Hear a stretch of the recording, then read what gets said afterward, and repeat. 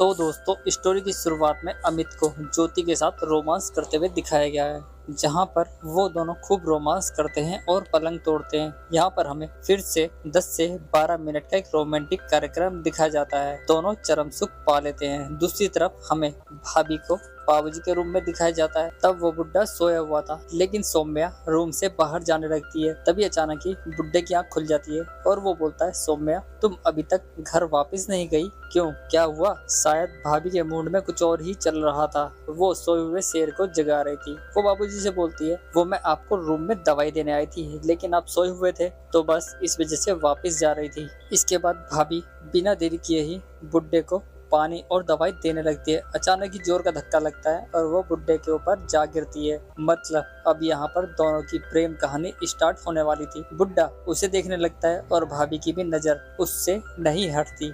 फिर क्या था, दोनों को अपना क्लाइमैक्स सीन यहीं पर खत्म करना पड़ता है। भाभी वहां से निकल जाती है। सुबह होने पर ज्योति अपने बाप के पास जाती है और बोलती है, पापा आज मैं आपसे पूछना चाहती हूँ कि आपको अकेलेपन महसूस तो होता होगा ना? मैंने बोला था आप मेरी इतनी जल्दी शादी ना करो, लेकिन आप नहीं माने। तब उसका ठरकी बाप बोलता है, बेटा मैं क्या, एक ना एक दिन दुनिया में सबको अलग होना पड़ता है, लेकिन तू टेंशन ना ले, मैं बिल्कुल ठीक हूँ। वो ये भी बोलता है, तू मेरी प्यारी बच्ची है, तू मेरा छोड़ अपनी फैमिली पर ध्यान दे। और हाँ, सौम्या तो है ना मेरा ध्यान रखने के लिए। जब भी मुझे किसी चीज की जरूरत होती है तो वो आ जाती है। सुबह होने पर ज्योति अपने पति के साथ मार्केट निकल जाती है। तब सौम्या रूम में आती है तो वो ठरकी बुड्ढा अपनी कमर पर दवाई लगा रहा था, उसका हाथ नहीं जा रहा था। तब सौम्या रूम में आ जाती है। वो बोलती है, क्या हुआ, लाओ ये दवाई मैं लगा देती हूँ, क्योंकि आपकी दवाई का टाइम हो गया है। और ज्योति मार्केट चली गई है, जिसके बाद वो उस बुड्ढे की कमर पर दवाई लगाने लगती है। जो दवाई अभी तक सौम्या उस बुड्ढे को लगा रही थी, अब वो दवाई